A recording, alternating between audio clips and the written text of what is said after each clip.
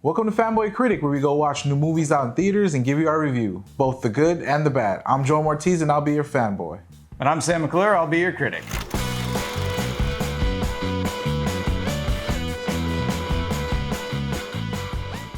This week on Fanboy and Critic, we went to go see It Chapter 2, directed by Andy Muschietti, starring Jessica Chastain, James McAvoy, Isaiah Mustafa, Finn Wolfhard, and Bill Hader. It Chapter 2 is a sequel to It Chapter 1, obviously, and it's about a menacing, terrifying, or horrifying clown that eats children.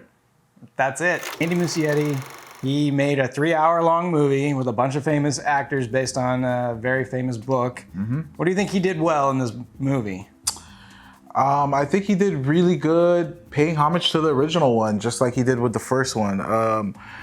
They kept a lot of, I guess you can say, the plot of the first one, but it was a lot more updated, and I thought the cast was really good. All of them looked like how they were compared to the kids, and they all played their part really well. And the movie was really long, that's one thing. I mean, it was 3 hours, but I mean, they kept it exciting. Every single character had their own scene, had their own special moment, and that's what I really enjoyed. Other than that, the ending was bleh. I think it was just, we expected and we kind of knew what was gonna happen. I mean, it was all right, but I feel like the writing was pretty lame. Everybody came out of the movie was like, Bill Hader's so great. And Bill Hader, well, yes, he is great, but he was also the only character that had lines that made any sense. Everybody else's character was, okay, this is like not how people talk. This is how people in movies talk. And when the entire cast is just giving lines that are, this is movie talk, and then there's one person that is like, no, I'm speaking like a normal human being. It stands out. And obviously Bill Hader is a great actor, but he had lines that made sense for anybody in the audience. Like, he was saying what the audience was thinking, and in a way that they were thinking it. And everybody else was just stuck in like, I'm in a movie. I say this, further the plot. Way too long, 3 hours. They did not need so much of the flashbacks that they did. I mean, if you're really doing a sequel, you don't need to go back and hit every single thing again. Like, the audience should know somewhat of what they've gotten themselves into at this point. CGI was not very good, so it kind of like drew me out of it. There are parts where that, like the very finale was good, and I was fully buying the CGI, but parts in the middle, I was just like, yeah, this is so bad that I am just not at all scared, or like I'm thrown out of this movie. You know what the most uncinematic, undramatic way to fight a monster is? What? By just saying you believe in something. Which is basically, if you've seen the miniseries, this isn't a spoiler, this movie's, the miniseries and the book have been out forever. Yeah. That's basically how they fight the clown, is being like, I don't believe in you. And that's the most undramatic, uncinematic, silly looking thing on screen.